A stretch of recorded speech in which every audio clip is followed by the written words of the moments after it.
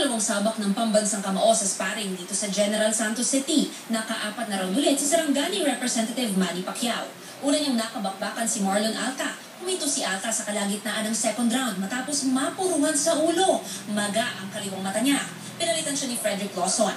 Dahil parehong mas matangkad kay Pacquiao ang sparring partners niya, kaya nila magpatama ng suntok kahit malayo. Tinapatan ito ng lakas ng kamao ni Pacman. Sa ilang pagkakataon, sadya siyang nagpapatama para ma-practice ang kanyang counter-punching.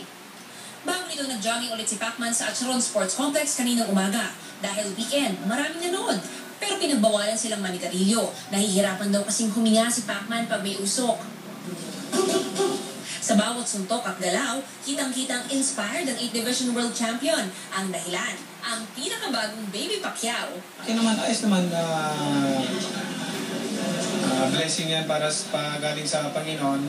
Unexpected daw ang ikalimang baby ng mag-asawang Manny at Jinky. Kwento ni Jinky, noong nakaraang Sabado lang daw nila nalamang nagdadalang tao pala siya ulit. May hint ako may na, kasi I'm delayed for 2 months already.